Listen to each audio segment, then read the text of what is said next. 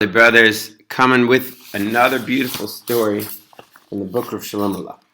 The House of Love and Prayer was the name Rav Shlomo Carlebach gave to the Jewish outreach centers which he created for his disciples and followers in the 1960s. There were two of them, one in San Francisco and the other in Jerusalem's Kiryat HaYovel neighborhood. The first attracted young Jews who had gone astray and enabled them to acquire basic knowledge of Judaism.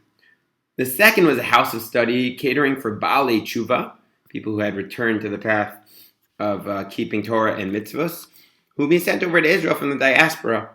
It arranged teaching courses and musical or festive gatherings, also providing space for residents. Because their resources were meager and generous, contributors were non-existent, and the people living in Kiryat HaYovel had to make do with a wretched little house. In the winter months, it barely sheltered them from the driving wind, rain, and cold. In the summer, it became a hothouse. Their furniture and utensils were old, worn, and mostly in a state of disrepair. But they did have some candlesticks and ornaments, which were brought out once a week in honor of Shabbat. Even so, they felt happy and never complained, for this was a lifestyle prescribed for those studying Torah. Put salt on your bread, drink water in moderation, and sleep on the ground. One might say that whereas torrential rains penetrated their house, material considerations, gashmiut, not geshamim, remained outside, leaving it a focus of worship and Hasidism, joy, and good-heartedness. Towards the end of June 1970, Alex Scott, the community's leading spirit, got up in the early hours of the morning to drive to the airport.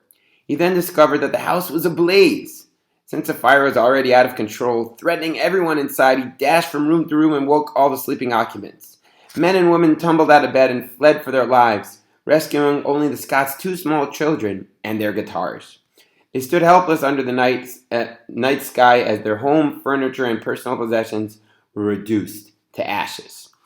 After a while, when the victims recovered from their shock, they began to feel very despondent. Others might have drawn a little comfort from the knowledge that they still had money in a bank account, but these unfortunate people had lost everything they had in the world. There they remained in the open air, mournful, depressed, and worrying about the future, until one of them made a suggestion.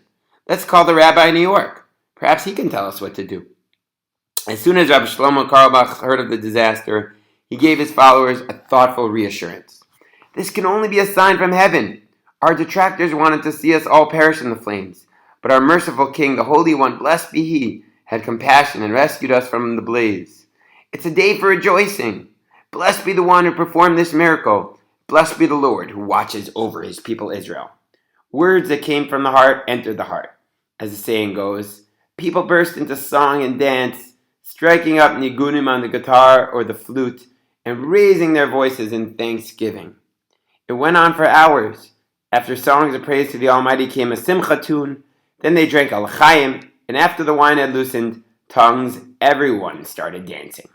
The celebration lasted for 2 whole days, by which time journalists, press photographers, Israel radio reporters, and masses of ordinary folk had collected around the Hasidic hippies.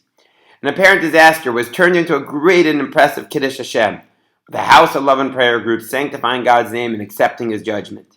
This they did cheerfully, like Nachum Ish Gamzu, who greeted every untoward event with the saying, Gamzu Latova, this too is for the best. In Hebrew, the article about this affair is called Beitam Ala Be'esh, Vehem Amru Shira.